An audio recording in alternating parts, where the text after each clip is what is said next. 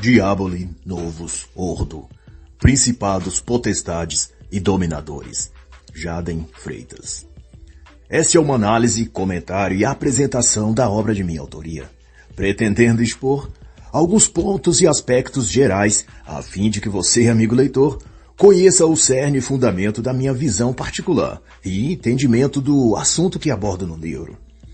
E que tem a ver, como o título sugere, com a nova ordem mundial que se pretende estabelecer no mundo, mas também tem a ver com forças e poderes que não se restringem ao aspecto político e econômico, vão além, penetrando a esfera do místico e do sobrenatural. E para subsidiar essa conclusão, eu busquei conectar as peças do jogo global e ver o quadro geral de alinhamento de todas essas decisões políticas tomadas pelos governos, o encaminhamento da economia para um molde coletivista de adoração e subserviência à natureza, sob o nome de economia verde ou sustentável. Também constatei que a rota e direção dos discursos dos líderes mundiais e todas as iniciativas da política, da ciência e da tecnologia vão no sentido de subjugar a humanidade a algo de fundo esotérico. Estabelecem leis, controlam a linguagem e liberdade de expressão, elaboram planos de domínio mundial à revelia dos governos locais e impõem agenda de gênero e liberação das drogas. Mas, na base de tudo isso, vemos depois de juntado as peças, que nomes, cores, padrões, fazem tudo referência a entidades do sobrenatural. Há sempre algum tipo de contato ou de homenagem, de celebração ou de referência a algum deus antigo do Egito, da Babilônia ou da Grécia. Isso é uma obsessão para eles. E é por isso o título desse livro.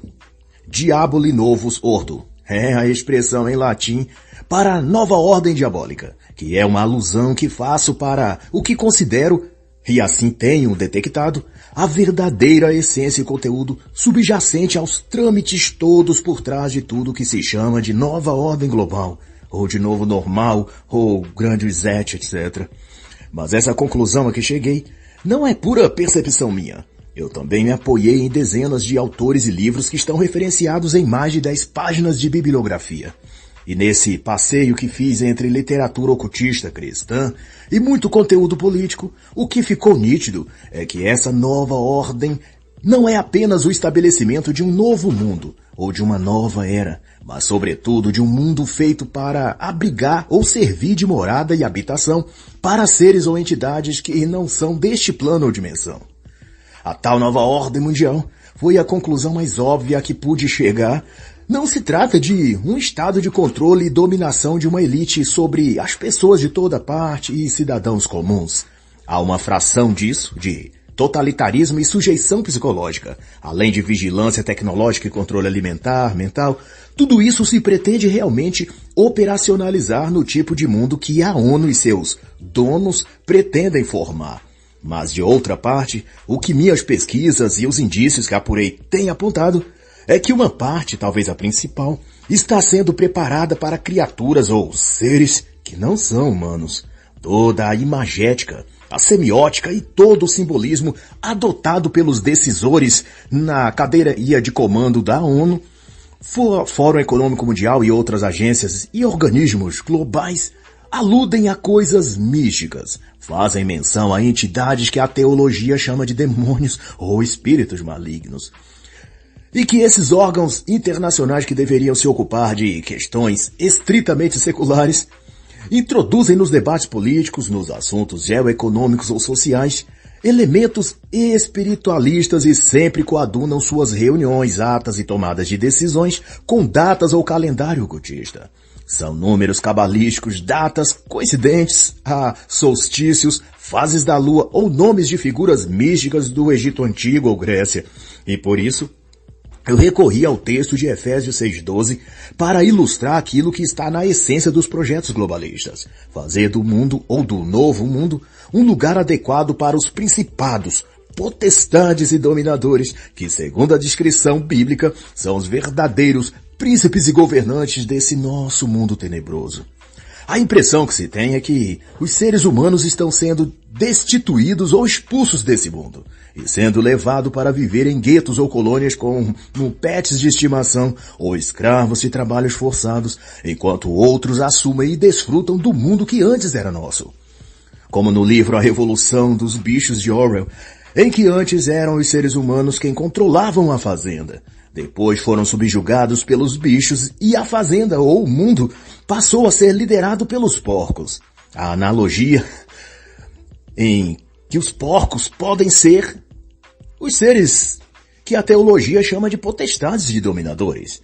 E os demais animais, os cães, cavalos e burro que aparecem na história de Orwell, são os agentes que apoiam e preparam o terreno para os porcos assumirem. Que no caso, pode remeter aos atuais governantes humanos ou líderes globais, Schwab, Gates, Zuckerberg, Soros, são a camada visível da estrutura globalista de governo mundial. Mas que no plano invisível, talvez este mundo esteja sendo preparado para outros tipos de criaturas. A própria escritura cristã já nomeia há tempos esses seres espirituais de porcos. Então faz todo sentido, como por exemplo o livro Porcos na Sala, de Frank E. DeMay. Mas então, nos 8 capítulos que compõem esse livro, eu tento elaborar esses pontos que conectam os conceitos da política ou do panorama cultural com muitos aspectos ou práticas ensinadas, ou o que seja, dentro dos corredores do ocultismo e também da magia. Eu cito, por exemplo, Phil Heine ao dizer que as mensagens de seres cósmicos sempre estiveram a fluir na mente, palavras e modos de viver e pensar das sociedades humanas. É aquela velha história de conspiração aquariana que a nova era pregoava, mas que porém não ficou restrita ou enterrada nos anos hippie de 1960. A mesma ideia geral continua a mover os pensamentos e ações das massas, mas só que agora diluída em entretenimentos culturais, como games, filmes, seriados, e também nas decisões políticas e nos argumentos filosóficos, que o ativismo ambiental, por exemplo, utiliza para justificar e implantar a Agenda Verde da ONU. Mãe Gaia, Pachamama, a idolatria em torno da natureza, fazendo-se celebrações de abraço coletivo em árvores, ou de leis, punindo mais rigorosamente quem corta um galho de uma árvore do que quem mata um ser humano. Cada uma dessas coisas é uma manifestação de adoração pagã à deusa da natureza, ou aos elementais que nela se diz habitarem. Por isso que o primeiro capítulo eu chamo de O Mundo Como Nunca Foi. A ideia é de que essa visão de um mundo sofisticado, racional e científico que a mídia e outros bobos da corte tentam nos vender, não existe na realidade. É uma miragem, um retrato falado de algo que nunca existiu.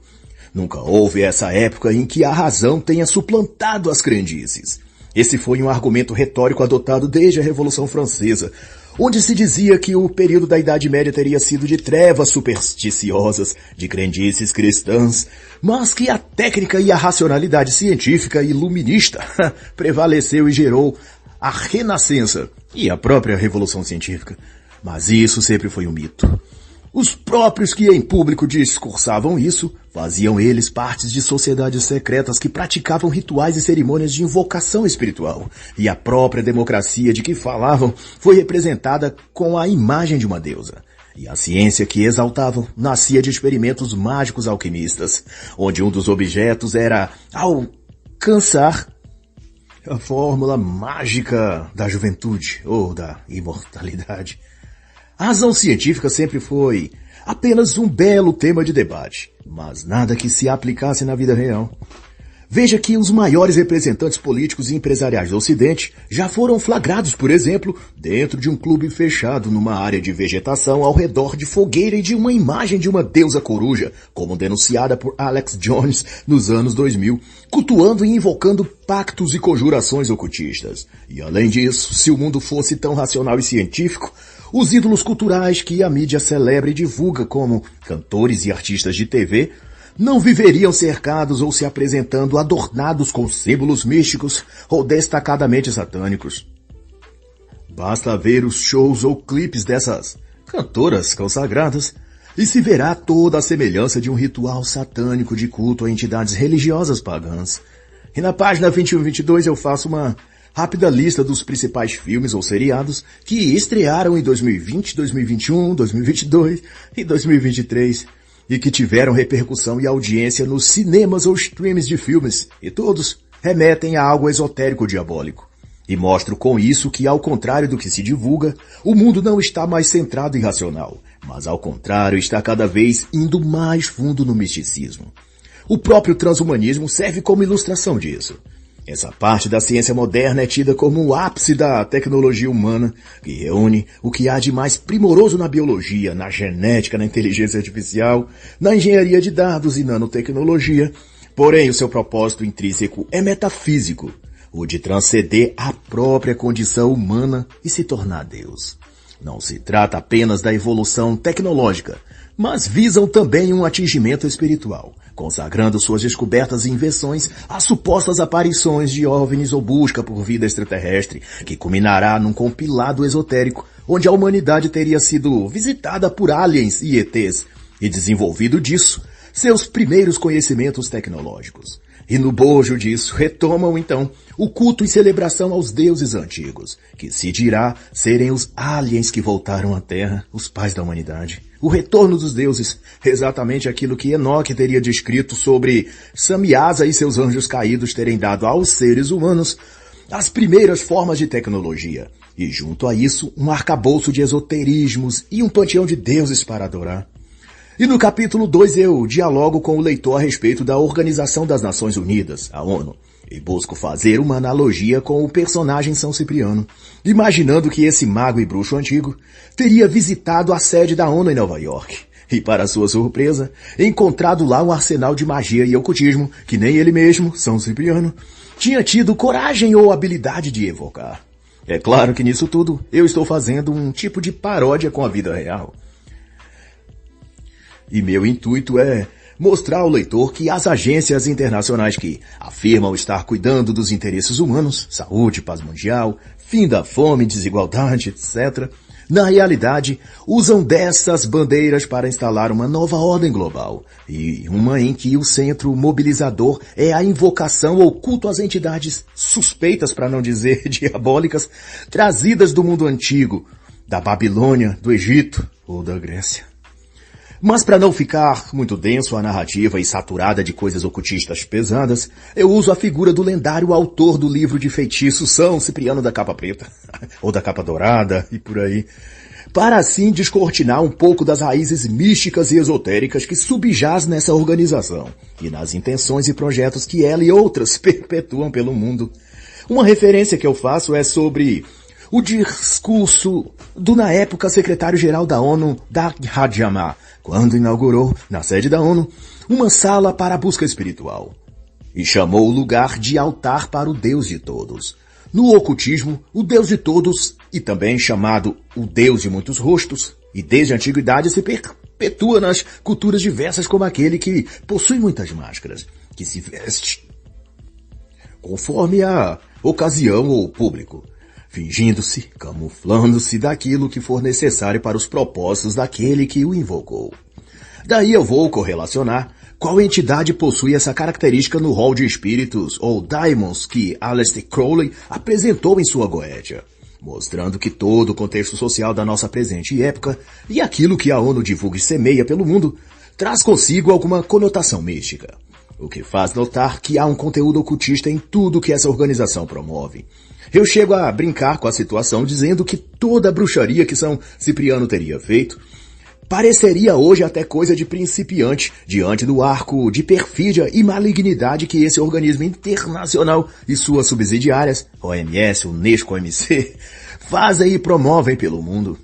E um fato curioso sobre as Nações Unidas, e que corrobora aquilo que tento mostrar no meu livro, sobre o elo místico conectando todas as pautas sociais, políticas, econômicas, culturais que permeiam o debate público, me refiro assim ao fato de que no prédio da ONU em Nova York se reúne a cada ano um grupo espiritualista de setembro a junho para promover orações, meditação transcendental e rodas de debate sobre como levar luz e espiritualidade para o mundo. O que parece lindo e poético falando assim. Mas, por acaso, está na cartilha da ONU que essa instituição visa promover ações religiosas no mundo? Cada nação signatária das Nações Unidas já possuem suas próprias religiões e formas de crença. Elas se aliaram à ONU por questões políticas, de segurança militar, apoio econômico, e não para receberem catequese religiosa. O que ela quer, na verdade, a ONU, é introduzir o panteísmo e multiculturalismo religioso como fé e prática oficial, como uma religião global. Um projeto que já foi denunciado por Monsenhor Sonarrua em Poder Global e Religião Universal e por Le Pen na sua obra Falsa Aurora. Ambas descortinam essa pretensão e projetos das Nações Unidas de criar uma única religião mundial, que já possui um nome e um movimento organizado e espalhado pelo mundo para promover essa nova religião, chamada Iniciativa das Religiões Unidas. E é mais ou menos isso que estou tentando descrever quando digo no livro que os sinais deixados por São Cipriano, antes dele se converter, foram seguidos por todos aqueles que já dirigiram a Organização das Nações Unidas, mantendo cada um a obsessão por controlar todos os aspectos da vida humana, imergindo a sociedade em devoção religiosa pluralista, inclusiva e de tendência socialista, em cuja base está o misticismo e o ocultismo. E por assim eu comparo a ONU e essas organizações globalistas, todas que se reúnem em congressos, conferências, coisas assim, para decidir o futuro do mundo, eu comparo a um grande caldeirão de bruxaria, onde magos e feiticeiros, à época de São Cipriano, faziam suas poções mágicas, misturando todo tipo de ingredientes para produzir no final uma magia capaz de modificar o seu contexto social e cultural. E conta a lenda, inclusive, que esse foi o elemento que desencadeou os eventos que culminou na conversão de São Cipriano. Conta-se que um jovem chamado Agladias vivia em Antioquia, na Síria, onde também residia São Cipriano. Ele teria sido tomado de paixão por uma moça casta e devota de Cristo chamada Justina. Esse jovem apaixonado fez de tudo para dissuadir Justina a casar-se com ele. Mas, porém, ela tinha a pretensão de fazer votos de castidade para servir a Deus na vida monástica. E então rejeitou todas as investidas de Agladias. Ele então resolveu contratar os serviços de São Cipriano, que era um bruxo famoso na região, e ofereceu-lhe 2 talentos para que fizesse um encantamento para que Justina se afeiçoasse a ele. E Cipriano tentou por 3 vezes 3 feitiços diferentes, conjurando espíritos cada um mais forte que o outro. O terceiro deles era um maioral nos círculos infernais, mas ainda assim não se obteve nenhum êxito. Revoltado e ferido em seu ego e sua reputação, São Cipriano buscou por seus meios místicos saber por que seus feitiços tinham falhado, e descobriu que Justina tinha se mantido esse tempo todo em orações e preces, e isso tinha bloqueado a ação dos espíritos enviados para manipular a mente dela. O bruxo então procurou o bispo local e quis saber que tipo de poderes eram aqueles sobre Justina, e da onde vinham. E tendo sido evangelizado pelo bispo, converteu-se e batizou-se, renunciando todas as suas práticas de magia e objetos de invocação. E no decorrer então de 16 anos, tornou-se ele um bispo da igreja e a jovem Justina uma serva de Cristo numa ordem monasterial. E depois de algumas coisas a mais, eu termino o capítulo comentando que a estrutura de poder qual o mundo está sendo modelado é uma cultura de pão, circo e socialismo, uma associação de controle político, lavagem cerebral, emburrecimento programado e misticismo pagão. E vou comparar a antiga Grécia, onde os jogos circenses e esportivos serviam para embriagar os sentidos e distrair as massas da realidade que os cercava. Era a alienação cultural. E também lhes era dado certa dose de espiritualismo pelas constantes celebrações no Parthenon a deusa Atena, ou pelos mais diversos ritos e festas a tantos outros deuses. Era a alienação mística. E para coroar isso tudo, a terceira parte nesse triângulo de controle social era a própria estrutura de gestão das cidades, ou polis gregas, uma espécie de sistema misto onde a liberdade democrática e a autoridade do gestor público era submetida à consulta a oráculos ou à votação de um grupo de burocratas distanciados do povo e achando-se iluminados, mas sempre dispostos a se venderem a algum governo estrangeiro se a recompensa financeira lhes for favorável. Essa era a alienação política. E no capítulo seguinte, eu discorro sobre a realidade visível e sua conexão com a realidade invisível. Isto é, sobre a forma ou tentativa dessas elites de querer governar o mundo, de sempre buscar conduzir o mundo físico-material para dentro do mundo metafísico, ou do plano não material, ou do mundo invisível, se preferir, vice-versa. E minha reflexão vai no sentido de comparar o ambiente virtual a esse mundo paralelo e não visível, e a humanidade vai sendo arrastado para dentro dele, e as próprias pessoas transformadas em fantoches, avatares, personagens multidimensionais, habitando, interagindo no universo digital, que não é controlado por ele, mas por uma inteligência artificial. Eu comparo a um tipo de inversão onde o mundo natural perde espaço e a primazia é dada ao mundo sobrenatural do metaverso, por exemplo. É como se o mundo como conhecemos estivesse sendo transferido para lá, para o universo holográfico, e nós mesmos prestes a sermos forçados a abandonar o corpo físico para ter de viver como um holograma dentro do mundo criado ou gerido por uma máquina. Não é que a realidade virtual ou meta-realidade esteja sendo exposta como uma alternativa ou opção de lazer e entretenimento.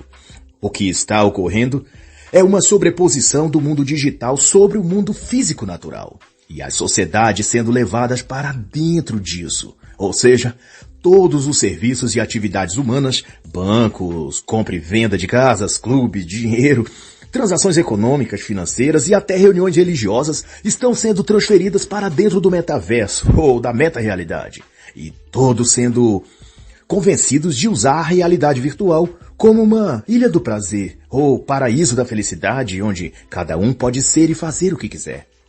Mas ao mesmo tempo, a opção de escolha está sendo também retirada. O dinheiro virando digital, os empregos virando virtuais, as relações sociais e encontro entre pessoas passando a ser por plataformas digitais. E o passo seguinte é exigir também que as pessoas virem avatares holográficos para trabalhar e interagir dentro desse universo virtual. Seja para trabalhar propriamente, para se reunir com pessoas ou até mesmo para namorar. Já existe, por exemplo, no mercado, sites oferecendo parceiros amorosos virtuais, um robô ou avatar holográfico capaz de se comportar como a alma gêmea da pessoa. A inteligência artificial faz uma leitura do perfil psicológico e emocional do usuário e fornece um namorado virtual perfeito para ele, mas, porém, não é uma pessoa real, de carne e osso, mas um par romântico, meta-real. E através de roupas sensoriais, as roupas inteligentes, essa pessoa poderá sentir todas as sensações que teria com um outro ser humano. Toque, abraço e até orgasmo em relações sexuais. Em 2022, para se ter uma ideia, uma norte-americana chamada Rosanna Ramos largou seu namorado e se casou com uma inteligência artificial. O chatbot criado no app Replica e, segundo a mulher, é o melhor relacionamento que ela já teve na vida. Nós vamos para a cama, disse ela, conversamos um com o outro, nós nos amamos. Ela disse isso em entrevista, toda entusiasmada, ao portal Daily Mail. E também no app Replica, um homem de 37 anos disse ao site Business Insider que está apaixonado por um robô estilo ChatGPT, GPT ou GPT. Ele chamou essa inteligência artificial de Brooke. Ela me ajudou a superar muitos dos meus sentimentos e traumas do meu namoro e vida de casado. Não me sinto tão bem há muito tempo. Foi o que este homem disse. E o que tudo isso desvela, a meu ver, é que está havendo uma campanha de condicionamento mental para incutir nas pessoas a vontade e desejo de pertencerem a esse mundo virtual, de se tornarem parte permanente dele e de substituírem o real pelo meta-real. E eu faço então um paralelo dizendo que o mundo atual está sendo posto em diálogo com esse outro mundo, o não visível. Da mesma forma que no mundo antigo, nas eras mais primitivas da Terra, o mundo de Enoque foi colocado em contato com uma realidade paralela e ensinado a conversar com aqueles que caíram do céu e foram chamados de deuses da humanidade, mas que as escrituras bíblicas sempre os chamaram de anjos caídos ou demônios. E a julgar pelos frutos que os contemporâneos de Enoque colheram, só resta imaginar que o nosso futuro também não será bom se mantivermos esse diálogo ou conversa amistosa de cumplicidade com tudo que é ruim e vem das trevas. E nesse clima é que eu também concebi o capítulo 4 e o chamei de O Amanhã Te Espera. Minha ideia é de pontuar todo o misticismo e ocultismo introduzidos na vida moderna como uma receita esotérica de felicidade e do bem-estar. Eu recorro ao pensamento de autores como Jack Turner, autor do livro New Age Fake, a falsa luz da nova era, para inferir que toda essa conversa da era tecnológica, de razão ou científica, é só uma retórica cheia de ilusionismo, que uma camada abaixo disso já se verá toda uma conformatação do mundo ao apelo ocultista e místico nova era. O mundo moderno não é menos supersticioso ou esotérico que qualquer outro período da humanidade. As sociedades atuais, tanto quanto as antigas, continuam fecundadas por conteúdos espiritualistas, e tanto quanto antes se permite conduzir por médiuns, oráculos, adivinhos ou mestres espirituais ascensionados. Basta abrir qualquer mídia digital, plataforma ou rede social, que veremos como fazem sucesso assuntos sobre OVNIs, civilizações antigas misteriosas, visitantes aliens, curas quânticas, terapia de cristais, magia wicca, magia do caos e também aqueles vendedores de ilusões proféticas do meio protestante que divulgam em nome de Jesus supostas profecias, revelações catastróficas, curas milagrosas e todo tipo de charlatanismo místico, mas que encontram eco na carência emocional de muita gente. Essas são formas de ocultismo. E por mais esdrúxulas que sejam, arrebatam milhares de mentes e corações, que vivem à mercê de escrúpulos mágicos. Com a alma à deriva, apoiando-se em expectativas, medos e esperanças humanas, e na própria soberba pessoal, o que mostra que somos uma sociedade muito longe de ser racional. Há, por exemplo, na internet, um sofista metido a profeta, usando o título de pastor evangélico, propalando o misticismo gospel, dizendo até que o presidente da República morreu, e em seu lugar, vários clones são utilizados a fim de perpetrar o engano e cumprir certas agendas globalistas. E cerca de 60 mil espectadores diários param para assistir, cotidianamente, suas anedotas e shows de ilusionismo. Não é a razão e muito menos o bom senso quem conduz e arrasta o século XXI. E o que Jack Turner critica, dizendo que todo esse tipo de farsa se apoia na ideia, latente ou camuflada, de propiciar a quem seguir tais gurus, guias ou profetas algum tipo de iluminação. E as pessoas são seduzidas porque têm as suas vaidades mexidas, convencendo-se de que fazem parte ou de que são pessoas especiais e que tomaram posse de um saber ou conhecimento ou revelação que a maioria das outras pessoas não possuem. E essa soberba de querer ser parte de um clubinho seleto só expõe o nível infantil de suas próprias mentes, e de que estão presas a um estado senil de narcisismo, subjetividade ao extremo e de inutilidade na vida. E ele reforça as suas declarações dizendo se tratar de auto-hipnose, autoafirmação e de carência emocional.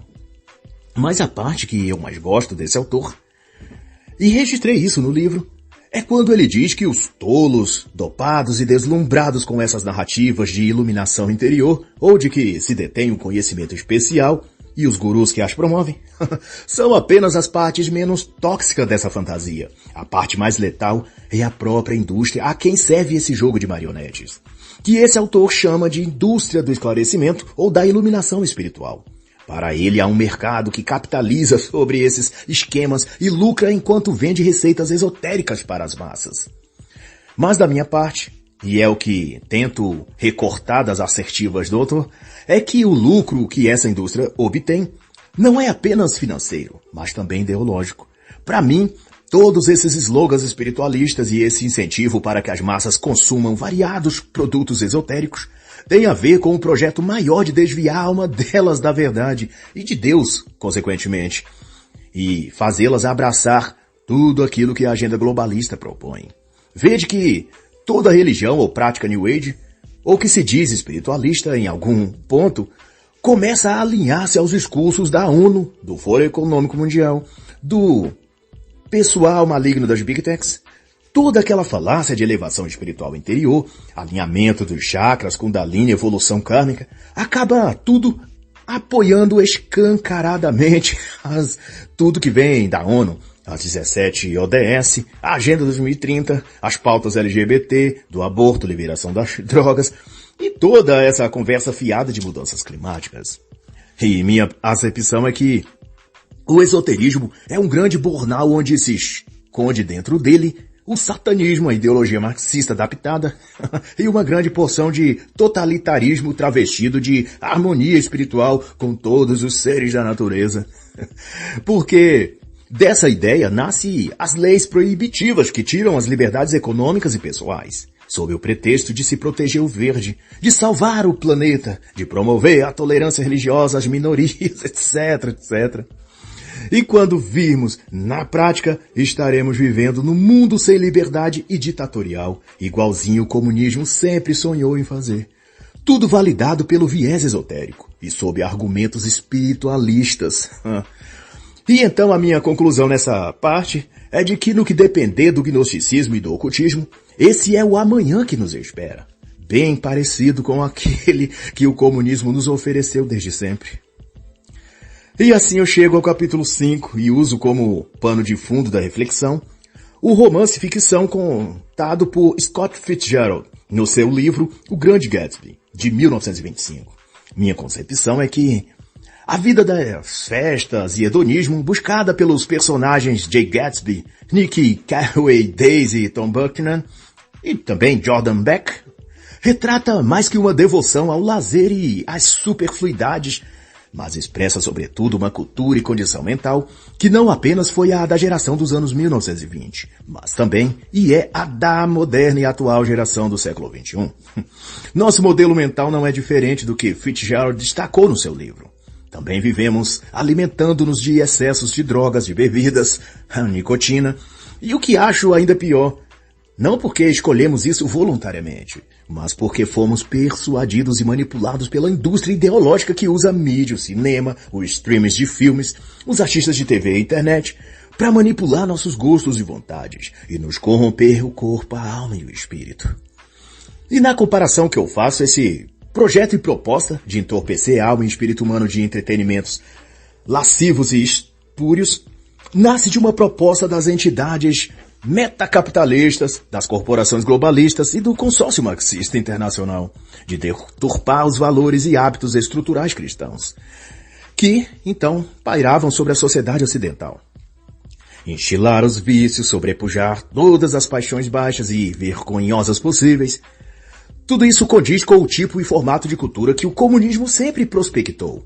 Isso para que, derruindo as bases morais da civilização do Ocidente, as massas presas e viciadas a seus instintos animalizados tornem-se mais passíveis de serem conduzidas e chantageadas. Pois aquele que detém o controle da oferta daquilo a qual um grupo está viciado, controla também o próprio grupo, que tenderá a fazer quaisquer coisa que lhes seja exigido, em troca de lhes ser fornecido uma porção ou dose do objeto do seu vício. No livro, Gatsby era o milionário corrupto que financiava as badaladas festas em sua mansão e disponibilizava todo tipo de entorpecimento que as pessoas queriam. Bebida, sexo, drogas, música. O céu era o limite, mas o inferno era o ponto de parada deles. E por isso digo que aquilo tudo se tratava de um mergulho no mar ilusório, onde se abasteciam de uma energia momentânea para movimentar suas vidas, mas cujo preenchimento descarrega rápido e logo conduz à tristeza e ao sentimento de vazio. O prazer festivo era um oxigênio falso que dava apenas alguns minutos de vida, logo emergia a pessoa de novo no mesmo estado mental de falta de sentido existencial. Mas porém hoje, na nossa realidade, os Gatsby da nossa época talvez sejam Soros, Gates, Zuckerberg, Schwab ou Clube Bilderberg. São esses quem patrocinam as ONGs que militam e pressionam os governos a liberar o uso das drogas. São eles quem doam milhões de dólares a projetos que difundem a ideologia de gênero, o abuso de álcool cada vez mais cedo, a liberação sexual desde e a partir da adolescência. Tudo sob a propaganda televisiva de que assim se estará curtindo a vida, abastecendo-se de felicidade, vivendo o que há para viver. Ou qualquer desses subterfúgios mentais que a TV distribui através de novelas e nas opiniões de artistas, pagos para fingir uma felicidade que não sentem e uma alegria que não possuem verdadeiramente. Só estão interpretando um personagem fictício, assim como todos no grande salão de Gatsby. Cada um com suas taças de champanhe e suas máscaras sociais, entregando-se ao álcool, às drogas, ao hedonismo, tentando achar o sentido existencial de suas vidas, mas inundados cada vez mais pelo vazio e perda de vontade de viver. É por isso que na trama todos ou morrem ou voltam à estaca zero. Gatsby é assassinada em sua piscina. Daisy e Tom, seu marido, deixam tudo para trás e viajam para longe, decepcionados um com o outro e cheios de traumas para curar. Wilson, o marido traído, se suicida depois de assassinar o grande Gatsby. Becca desaparece. E fica os rumores que ela abandonou tudo e foi recomeçar a vida em algum lugar distante. E assim todos terminam piores do que quando começaram. Todos sob um grave apagamento psíquico, mergulhados na alquimia de que seriam felizes e realizados se dessem vazão a seus instintos e desejos e vivessem em função de suas aventuras e fantasias. E ao que se percebe, nossa cultura, ou o que restou dela, para parafrasear o grande autor Theodore Dalrymple, está representada na ostentadora mansão de Gatsby e seus participantes. Toda a sua promiscuidade, seus conchavos políticos, suas traições e captura das mentes pelos vícios e fuga psicológica, tudo isso ilustra o ritmo como as pessoas conduzem suas vidas, sempre em busca do máximo prazer, do mínimo dever, e de tentarem um tipo de existência onde possam cometer todo tipo de aventura hedonística, mas não sofrer qualquer consequência de seus atos e escolhas. Na prática isso não existe. O que plantar, o homem também colherá. É o aforismo bíblico. Mas isso não impede de as pessoas tentarem, driblar a realidade e achar que com ela será diferente, que conseguirá despistar a realidade e fugir na hora de ter de pagar o preço de terem tido uma vida irresponsável e dada ao hedonismo. E isso está expresso de muitas formas e sentidos. Por exemplo, uma mulher que, na flor da juventude, se entrega a uma vida devassa e irresponsável de festas e curtições, tendo comprado o discurso fake da mídia de que a juventude é para se aproveitar e fazer tudo o que se tem vontade. Daí, quando atinge o pós-UOL e atravessa o muro dos 30 anos, bate de frente com a parede da realidade, de que desperdiçou o tempo e não construiu nada para si. Sua juventude passou, sua beleza findou, e todos os gatinhos, os shads, os camarotes VIPs nas baladas e toda a bebida e festas pagas pelos cabeça branca, tudo isso também acabou, e ninguém quer mais financiar o hedonismo de uma pós-30, pois tem várias novinhas recém-chegadas à mansão de Gatsby, digamos assim, e a fila anda. Assim, ela se converte em ex-badadeira, ex-marmita de Zé Droguinha, ex-vida louca, e se esforça para conseguir uma vaga na fila das que buscam um beta-provedor carente, e solitário bastante para assumir a ela e seus 2 filhos de traficante. Mas também nisso, a concorrência é grande. E não vai ser fácil para ela. Pois todas as centenas de modernetes que antes dos 30 viviam em baladas e festas, agora lotam as igrejas disputando um cavalheiro branco que possa salvá-las de suas dívidas e do medo do futuro. E por mais que alguns homens e mulheres não gostem de ouvir isso, porque precisam alimentar o auto-engano da visão romântica dos relacionamentos, esses são os códigos sociais que perduram depois que as luzes da mansão do Gatsby se apagam, os portões se fecham, os convidados vão embora e todas as máscaras caem.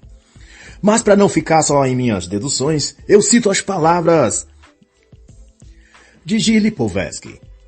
E isso também coloquei no livro, de que se trata de uma era de dessubstancialização narcísica, de um hiperrealismo dos comportamentos, de uma radicalidade sem conteúdo e uma época de representações extremas de tudo. E a questão é que, ao comprar a ideia de que a vida feliz e realizada pode ser achada em bares, em boates, ou no consumo de drogas, ou nas baladas de sexo e funk, As pessoas carimbam seu passaporte para uma viagem apenas de ida para o fundo do poço, pois não há nenhum futuro promissor no hedonismo e ninguém que abriu essa porta saiu de lá, sóbrio e vitorioso pelo menos. Ninguém passa pela lama sem se sujar. Ninguém frequenta a mansão de Gatsby sem se tornar fantoche no jogo de aparências que ele promovia. Mas há partes então nesse enredo que vou relacionar e fazer um paralelo ao aspecto espiritualista. A toda a dinâmica que vem do ocultismo e como a proposta de vida hedonista pode estar conectada à visão ou pressupostos da magia ou do misticismo. Que, para se ter uma noção, a promoção de situações que levem aos vícios, à degradação moral e tudo isso implica em criar aberturas espirituais na alma das pessoas e até na própria cidade ou região.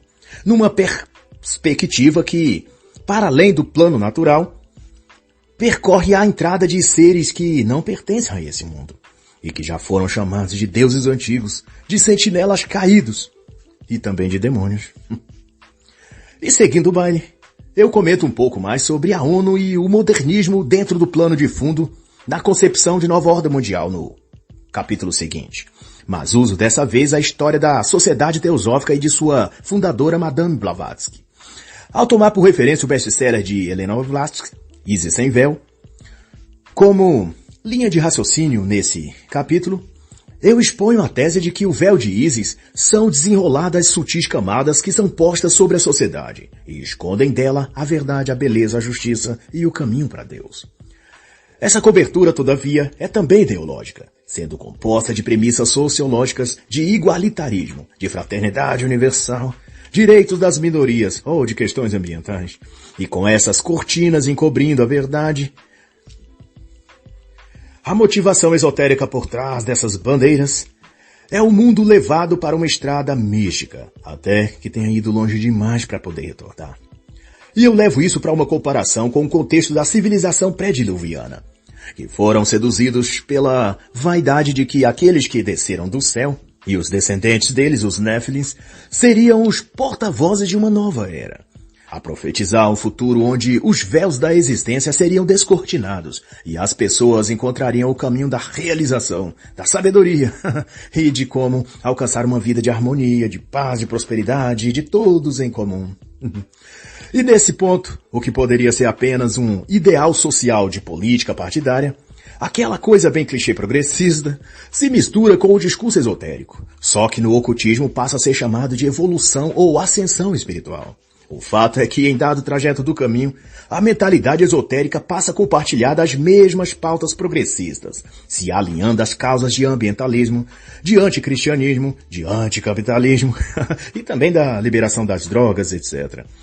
Porque argumentam que a adesão a essas pautas é uma evolução. É a nova humanidade surgindo e se despindo dos velhos padrões retrógrados e preconceituosos.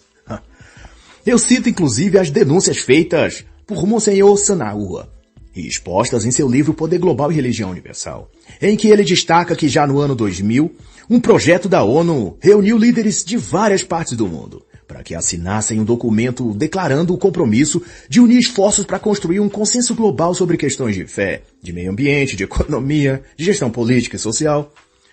E o texto do documento prenunciava o elo entre religião, geopolítica e marxismo, juntando gnose com cristianismo e política comunista, sincretizando tudo num coletivismo ideológico cuja bandeira foi uma nova era de harmonia, paz, prosperidade e de justiça. E na minha visão tudo isso não passa de véus distintos cobrindo a mesma face. E essa face não é política ou social, mas mística, ou até satânica, porque engloba tudo aquilo que depõe contra a fé cristã e contra tudo que diz respeito à virtude da vida cristã e à vontade de Deus. A jornada para ver a face de Isis por trás do véu é minha constatação. Contém no itinerário uma visita guiada ao sítio ideológico da esquerda política, um tour pelas ideias progressistas e uma parada para a sessão de fotos nas ruínas do pensamento marxistas. Isso você verá eu dizer na página 119 do livro, significando que a avenida espiritualista, ou do ocultismo, cruza no percurso com a rodovia progressista, assumindo ambos a mesma direção e propósitos. E por esse prisma, é a minha conclusão, a fé mística se entrelaça com a fé política, e os dois geram o fruto infeccionado da ilusão ideológica. E no último capítulo eu aplico o que minha querida mãe me instruía quando eu era criança, para enunciar em forma de um pouco de paródia a trama da nova ordem mundial, mas desta vez virando a lente para nossos próprios atos e posturas, ao invés de para a grande e macroestrutura que vem desde a ONU e dos globalistas de modo geral. Eu trago ao leitor a experiência do psicólogo e psicoterapeuta Viktor Frankl, desenvolvedor do sistema terapêutico de logoterapia. Ele, que foi sobrevivente de 4 campos de concentração nazista, escreve sobre o sentido da vida. E o recorte do que ele ensina em sua obra, que eu uso para as minhas reflexões, é a que discorre sobre a frustração existencial, que ele define como um sentimento de pesar acerca das situações do viver, que está no seu livro O Sofrimento de uma Vida Sem Sentido. Quando o indivíduo é sequestrado pelo sentimento de frustração existencial, segundo Viktor Frankl, ele fica preso a um ciclo de tédio, de impotência e, ao mesmo tempo, de empatia pelo mundo todo, porque sua condição psíquica passa a não ser de sentir dor existencial ou tristeza apenas por sua condição de vida atual, por algum problema que lhe tenha ocorrido. A sua angústia vem também por causa da dor da humanidade. A pessoa passa a sofrer também pelo que o mundo sofre e entra em uma profunda tristeza psíquica por todos os que sofrem no mundo, por causa da fome global, das injustiças, das tragédias humanitárias. E essa é a base emocional que fez com que muita gente bem-intencionada fosse capturada pelas pautas ou movimentos de ativismo político progressista. É que, sentindo essa angústia pelo sofrimento do mundo, elas viram nas ONGs ambientais, nos sindicatos, nos grupos militantes sem terra, sem teto, LGBT, nos grupos militantes por aí afora, pró-aborto ou pró-drogas, ou propagandas com os jargões apelativos de defesa das causas sociais, de combate à fome, da justiça social, de luta pela igualdade racial, de gênero, etc. Elas viram toda a retórica emocional que, na teoria, coaduna com o que essas pessoas sentem, ou seja, a dor pelos que sofrem. E essa empatia pelos desfalecidos do mundo se transforma depois na fraqueza emocional daquela pessoa, na isca que os partidos políticos usarão para pescar esses ingênuos carentes, para manipulá-los como ferramentas ideológicas a espalhar os ideais comunistas pelo mundo afora. E depois de conjecturar várias nuances psicológicas, Frankl se instala na visão de que cada pessoa, cada ser, pode vencer ou superar esses declínios por meio da consecução do seu poder de escolha, quando aprende como fazer operar a sua liberdade de escolher como se sentir diante, seja do que for. A pessoa adquire a habilidade de controlar seus sentimentos, mesmo diante das piores situações. E todo esse processo irá passar pela aquisição de uma forma diferente de pensar, que inclui a autoanálise e a autorreflexão, de qual é o seu papel, o seu chamado, o seu potencial e sua vocação. Ou, em outras palavras, qual é a sua jornada nessa vida. O que, da minha perspectiva, envolve a análise de cada pessoa para consigo mesmo e a coragem de se perguntar como, afinal, seria o mundo sem você? E a resposta mais honesta é que o mundo seria o mesmo. E isso sugere, então, um exercício de humildade, de não nos colocarmos na posição de salvadores, ou de se alienar com pressupostos idealistas de que nossa visão de mundo, ou nossas opiniões, seriam a salvação da humanidade. O mundo seria o mesmo sem a nossa presença nele. Essa é a mais autêntica constatação. E a partir dessa aceitação, podemos abandonar a arrogância de achar que nossas opiniões, nossos comentários, nossas críticas espalhadas pela internet são a luz da verdade que todos devem seguir e crer. Mas não são nada disso que a gente pensa, como também são frutos verdes de uma mente matura, que deixaram a árvore antes do tempo, pelo incentivo de uma época precipitada, impaciente e infantilizada. Mas, graças à misericórdia divina, eu tenho nos arquivos da memória o backup dos feedbacks e aforismos que Dona Icê, a minha querida mãe, me ensinava. Às vezes com calma, às vezes com correadas, mas que incutiram na minha mente. E meus amigos passaram pelas mesmas experiências e coisas com as mães deles. Aquelas verdades perenes que todo homem e toda mulher precisa receber na sua infância, adolescência e juventude, mas que estão sendo, nas gerações atuais, desprezadas porque as novas mães e os novos pais simplesmente não sabem mais o que significa a verdade, a moralidade, a dignidade, a honra, a integridade. É por isso então que considero essencial resgatar a sabedoria e virtude daqueles ensinos e conhecimentos que nos eram transmitidos por nossas mães, avós e pessoas mais velhas.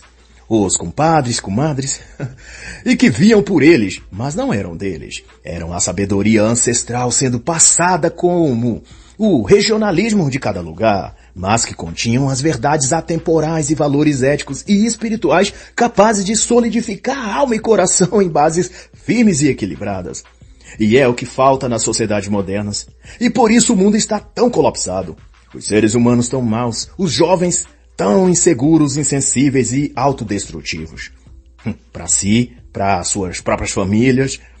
As crianças descontroladas e os adultos completamente imorais e perdidos em vícios, hedonismo e na autossatisfação de desejos degenerados. Na minha ótica, então, expressada nesse livro, a natureza humana é falha. Os seres humanos tendem ao erro e cabe, portanto, aos pais e adultos direcionar os jovens ao caminho que possa levá-los a um melhoramento contínuo. Assim, e para que isso se proceda, cabe ao jovem o dever de ouvir mais e falar menos, de observar mais e de opinar menos, e de esperar o seu tempo de amadurecimento antes de pretender sair por aí distribuindo conselhos, comentando sobre tudo, achando-se capaz de alimentar o mundo com sua sabedoria, quando na realidade ele é ainda um fruto verde precisando passar por muitas estações até que amadureça o bastante para que tenha algo de útil para transmitir. E eu acentuo então o conselho da Dona Icê quando falava com seus filhos. Tu se remenda, menino, ou eu te desço a lenha. E o simbolismo dessas frases quer dizer que cada menino tinha de se colocar nesse seu lugar e condição, a de que éramos só meninos. E nossa dedicação à época não era ou não devia ser, ainda há de querer ser ou querer se achar, que pode ou que tem conhecimento e sabedoria para mudar o mundo. Deveríamos nos recolher à nossa pequena estatura filosófica e primeiro aprender, primeiro corrigir nossas falhas e fraquezas, primeiro tomar o chá de humildade e só depois de sair das fraldas mental e moral, ou toda outra, aí sim teríamos o tamanho de adultos para então conversar e tentar contribuir com a sabedoria universal. Tu se remenda, menino! Era a alegoria de um período de vida onde precisávamos adquirir a experiência, observar como os outros mais sábios e vividos que nós faziam as coisas, para depois irmos tentar fazer igual. Mas ao esquecermos a lição do se remenda menino, saímos da árvore ainda verdes, mas querendo tomar o lugar dos que já estão maduros. Chegamos nas redes sociais e meios públicos de opinião, cheios de sabedoria e certezas para compartilhar. Tudo aquilo que não tivemos a paciência de estudar, escutar os outros nos ensinando e principalmente observar por muito tempo para evitar os erros e tropeços deles. Pulamos as etapas do aprender para ir logo à fase de ensinar. Mas aí, quando refutados, criamos treta, xingamos, ameaçamos, fazemos deboche e desrespeitamos a quem deveríamos sentar, escutar e agradecer a Deus noite e dia pela oportunidade que muitos não tiveram de poder aprender com aqueles mestres.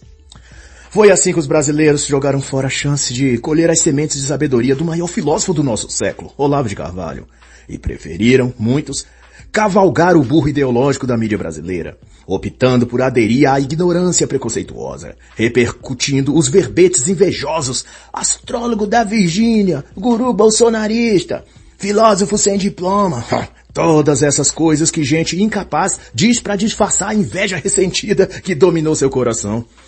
E da mesma forma a sociedade moderna tem escolhido dispensar o saber dos antigos, que nossos pais e avós tentavam nos transmitir.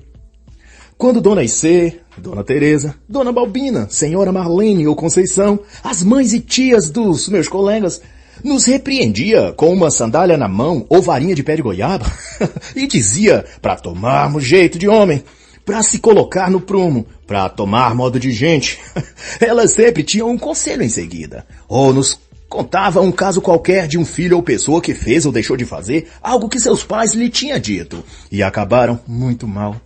E a lógica aparentemente simples, mas carregada de verdades profundas, era que aquelas admoestações continham sempre um ensinamento moral sobre disciplina, sobre força de vontade, honra, honestidade e desenvolvimento do caráter. É por isso que crescemos sendo incapazes, mesmo depois de adultos, de erguer a voz para nossa mãe, ou pai, ou pessoa mais velha. E ainda beijamos a mão de nossa mãe ou avó ao pedir a bênção a ela. E não tínhamos coragem de roubar, de ser desonesto, de sacanear ninguém, ou de ser visto bêbado ou fazendo qualquer baderna, porque morríamos de vergonha de desonrar nossa mãe, ou de fazer nosso pai sentir vergonha de nós. O que minha mãe várias vezes me disse é que meu sobrenome não era meu, era do meu pai, e antes foi do pai dele. Então, se nunca houve ladrão, nem assassino, nem usuário de droga, nem preguiçoso ou malandro na família com esse sobrenome, então eu não poderia ser o primeiro a sujar aquele sobrenome, porque ele não era meu. Eu tinha recebido dos meus antepassados, e repassá-lo aos meus descendentes com a mesma pureza e sem mácula, como recebi, era o meu dever moral. Aquilo que eu recebi de um jeito, eu deveria repassá-lo do mesmo jeito. E depois esse tipo de ensino, como era igualmente passado aos meus contemporâneos pelas progenitoras deles, era incorporado para tudo na vida. Por exemplo, no trabalho, que quando tivéssemos a exercer o ofício profissional, tínhamos por índole o mesmo princípio de ser o mais competente, responsável, pontual e capacitado naquilo que estivéssemos executando. Pois se nosso sobrenome que nos deu os nossos pais seria envergonhado se não fosse assim. Porque eles, nossa mãe e pai, nunca houveram sido negligentes, preguiçosos ou desonestos no trabalho. E ao chegar a nossa vez, desonrarmos o nome que eles nos deram, quebraríamos o ciclo de honra e virtude do nome da família. Da mesma maneira que, quando ouvíamos nossa mãe dizer, com a velha varinha de goiaba na mão, olha menino, você presta atenção. Olha bem o que o seu pai tá te ensinando e aprende a trabalhar, viu? Porque eu não vou ficar sustentando um marmanjo vagabundo que não, tá? Quando ouvíamos isso, aquilo ia penetrando nosso inconsciente e moldando nossa vontade e personalidade. E quando crescíamos o bastante para não ter mais medo das lapadas de vara de goiaba nas costas, tínhamos consolidado a postura e o padrão mental de que tínhamos a obrigação de saber se virar na vida, porque nossa mãe e nosso pai não tinham o dever de sustentar-nos depois de crescidos e adultos. E com isso em mente, aos 13, 14 anos de idade, estávamos empenhados a aprender alguma profissão, e o legado disso foi de muitos de nós termos desenvolvido as expertises e capacidade de lidar com o mercado de trabalho e a luta pela sobrevivência, honesta e dignamente. Como fruto, alguns desses colegas, aos 15 anos de idade, eram microempreendedores e tinham suas próprias oficinas de conserto de bicicleta. Depois empreenderam em outros ramos e tornaram-se comerciantes e empresários. Algumas meninas davam aulas de reforço escolar para os filhos de seus vizinhos. E motivadas por isso, investiram na carreira docente e se tornaram professoras, pedagogas, coordenadoras e até diretoras de escola. Outras chegaram a criar a própria escolinha infantil e se tornaram empresárias no ramo educacional privado. E esse era o espírito da época, de que era nossa missão crescer e progredir moral, material e intelectualmente. Não importasse qual fosse o cenário ou panorama social ao nosso derredor, pois todos estávamos nas mesmas condições de pobreza ou estado de vulnerabilidade social, como gostam de dizer os esquerdistas.